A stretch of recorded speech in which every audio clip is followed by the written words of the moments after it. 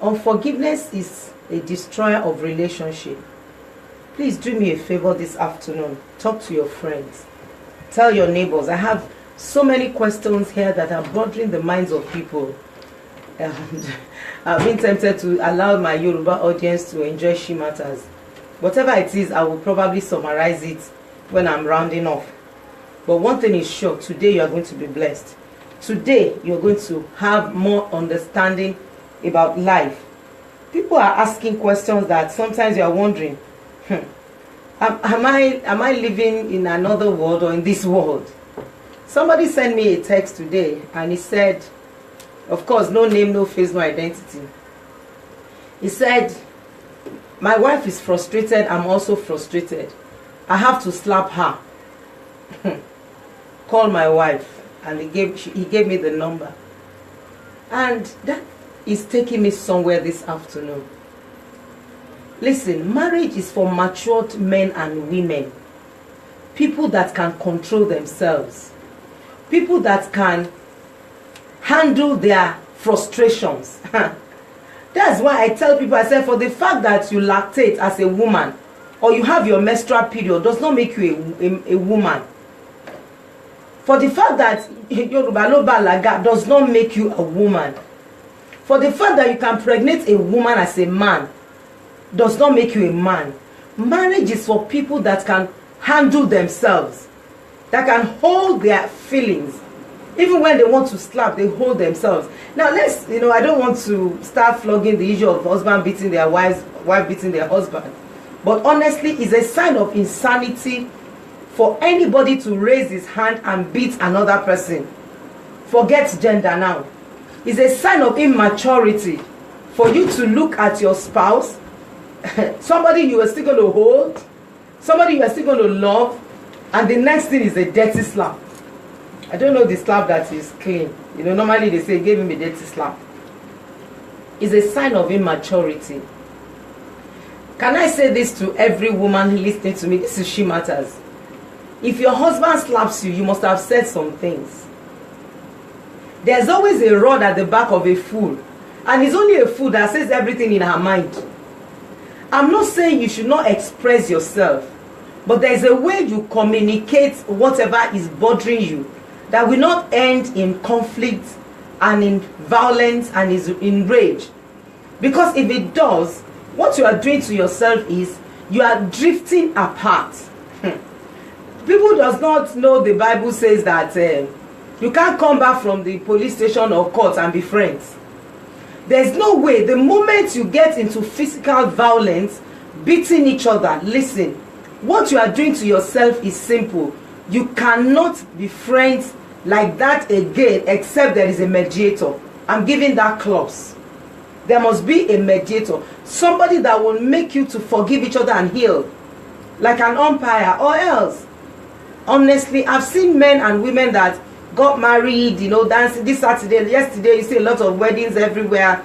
And in the next 3 months, that's the end. The only time they enjoyed themselves was probably in courtship or maybe the first 1 month. Subsequently, the marriage goes down the drain. Why? Because they're given a certificate without going to school. They don't know what to do. So whatever is happening, they just think that is a game of luck. Come on. There's no luck anywhere. L-U-C-K, none. People labor under correct knowledge. That's why you think they are lucky. They are laboring under correct information. Nobody is lucky. Forget it. Check anyone that have succeeded. Even the people that are doing bad things, they still pay the price. I don't want to start saying some things. But you know that there's nobody that's engaged, whether it's a good business or a bad business, that he will not have something he had to sacrifice. There's no free lunch in Freetown. Now, if this had happened in your relationship, the first thing you have to do is to humble yourself to go and apologize. And anybody that maybe there's a violence and your spouse is saying sorry, accept the sorry. And I'm not saying the sorry that you will still continue to abuse. The sorry is a foundation of recovery, of working on your relationship. You can't say sorry now. I've seen, oh God, come and see what I listen to and what I read in people's text messages. You will say sorry now. You will still do it again. That's not what I'm saying. I'm talking about genuine apology and repentance. Oh God, there are several ways to say sorry. Some say sorry, oh sorry, sorry, Anike, sorry. You know, that is sorry of no sorry.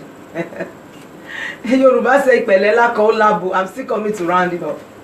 Now, if you have said that, I'm happy that you have reported yourself to me. So by the time I'm calling your spouse, I'm calling from the angle of someone that is penitent, not someone that the wife will say, don't mind him, that's what he does. Now let's think, all of us in the house today, let's think. You have your wife, you have yourself, and you are slapping yourself. You can't hate yourself. And that same woman, you want to eat her food, you want to let her have you, or you have your wife. Last week I said a lot of things about sexual relationship, and the whole house got, went on fire, as it were. You cannot hurt a woman and you want her to release her body. Forget. Listen, you cannot shout at a woman. A woman is fragile, sincerely. And men, after they are finished shouting, they are forgotten. After they are finished slapping, they are forgotten. They want to quickly have their wives. And the woman is asking, hello? That's why a lot of women, we take our sexual relationship as a duty, not a delight. Well, whatever, do what you want to do. And no man is happy with that kind of thing. Please, I'm appealing to you. If you have engaged in one type of conflict, especially whether it's physical, psychological, verbal abuse, because having to hit each other is abusive. If you have engaged in any of this, you need help. You need help. Sorry is not enough. You must set healthy boundaries. You must you must be accountable to someone that will help you to manage your relationship when you are getting to the point of breaking, the point of killing someone or slapping someone. Somebody comes around to say, you quickly tell the person. That's why I tell ladies and gentlemen, never marry a man or a woman that does not have anybody that he respects. You can't go into such a life.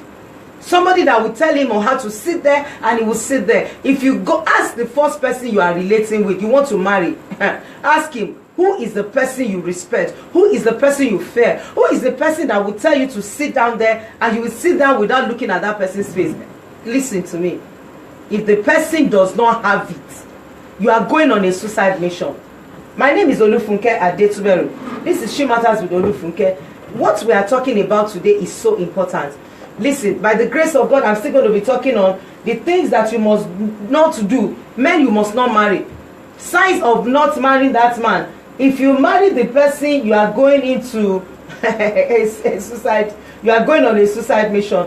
And I don't want you to go on a suicide mission. Life is too short to live a careless life. Life is too short to start making yourself miserable. Life is too short to begin to kill yourself and hurt yourself and, begin to put yourself in trouble. My name is Olufunke Adetuberu. I'll be right back after this short, beautiful music break. I'll be right back.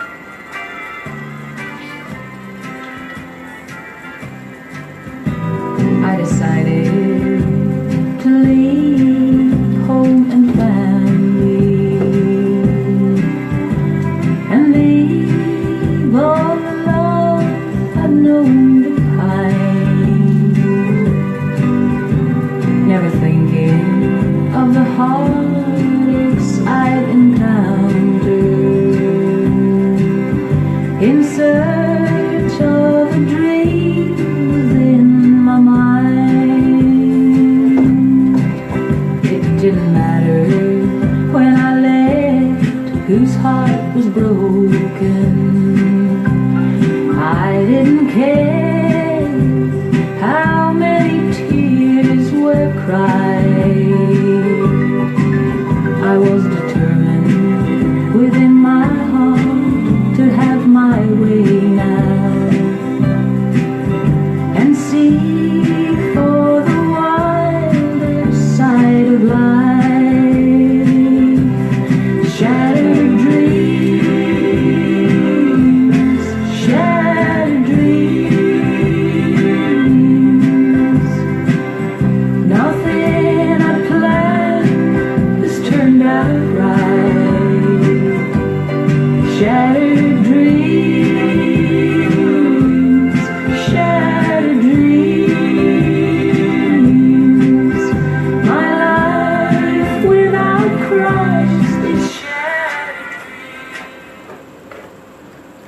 want to pray for someone listening to me this afternoon that your dreams will not be shattered.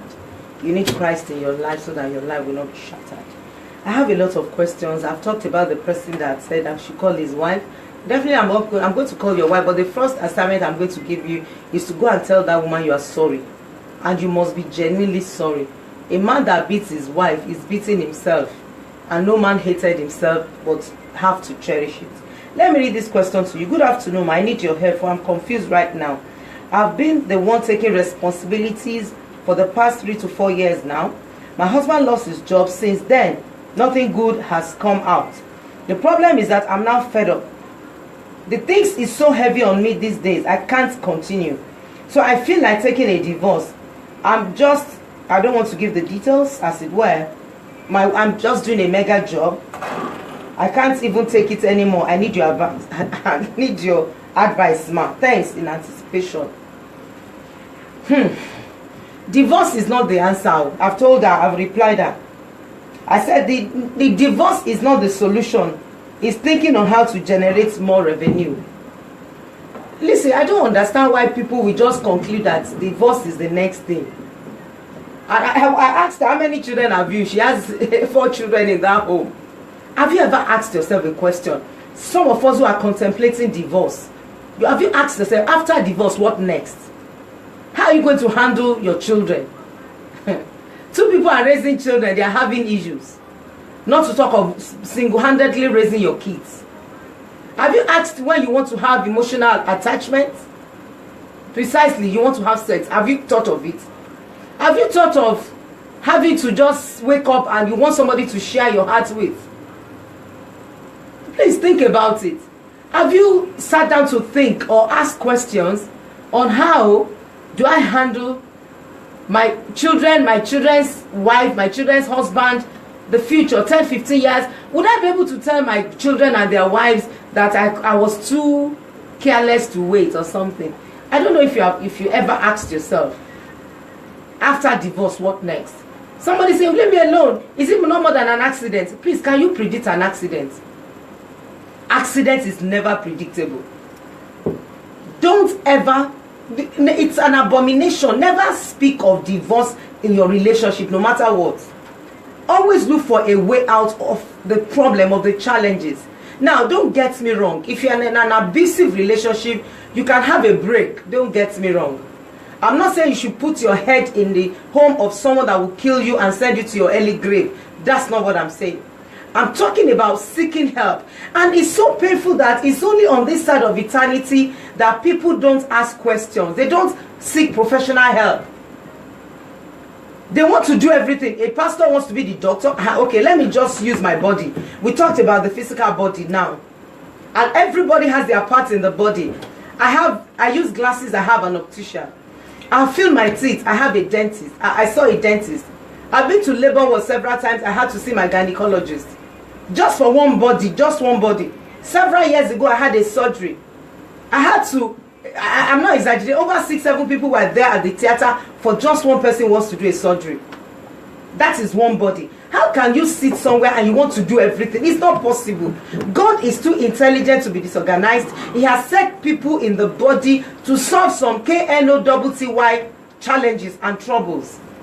If you avail yourself of such information, I remember several years ago when I had to begin to discover that a lot of men have sexual struggle and they don't know what to do. And these are believers. I'm not talking about unbelievers. I'm talking about people that goes to church, lift up holy hands in church, committed to church. They are workers, they are ministers on the pew and on the pulpit. And I was wondering, why would this man be sleeping around? Why would this woman be sleeping around? What is going on? I went in search for knowledge.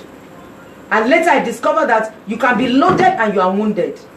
You can be so committed to God, you can be so much religious and you are struggling with your sexuality. That was when I got to know. And today, by the grace of God, I've helped hundreds of people without no exaggeration out of their sexual struggle. Lesbians, homosexuals, they are free. They are helping other people now.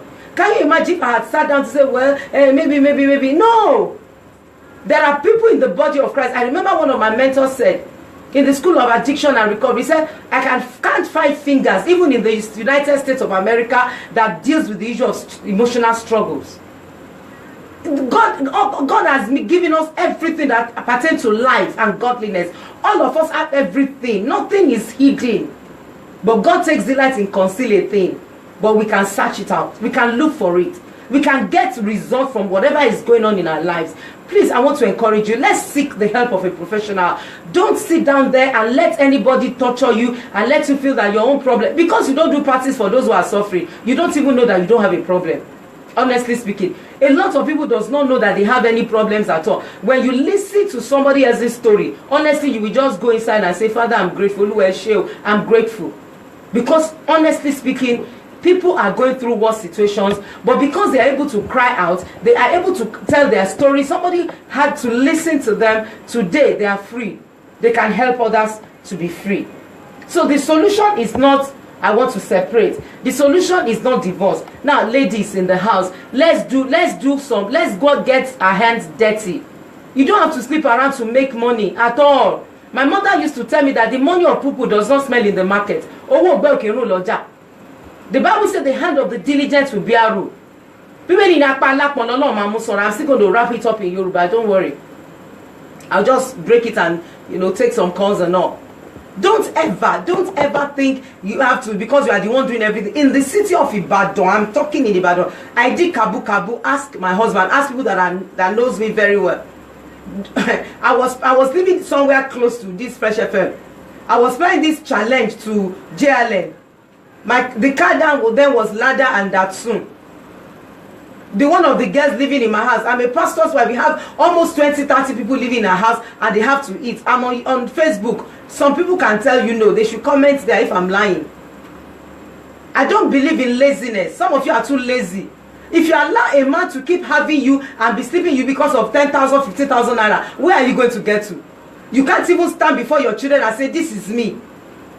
You can't be confidently talk. You can't talk confidently to your family and say, look at my life. It is my hand that made me to get to where I am. Sleeping around does not solve any problem, because it will hurt your conscience. You will not be confident. And I've said it again and again. Don't make yourself stupid and vulnerable. Whatever you cannot tell your children that you have not done, please don't do it. It might be very tough now, but godliness is profitable at any level. It's a matter of time. I'm sure some of us are getting me and you're wondering, what are a lot of calls? I'm not taking calls yet, I'm coming. I'll still take some calls. Please, as much as possible, get your hands dirty. Somebody was the conductress, I was the driver. I'm sure the lady, she's somewhere now. Lots of them were bumping my house that time.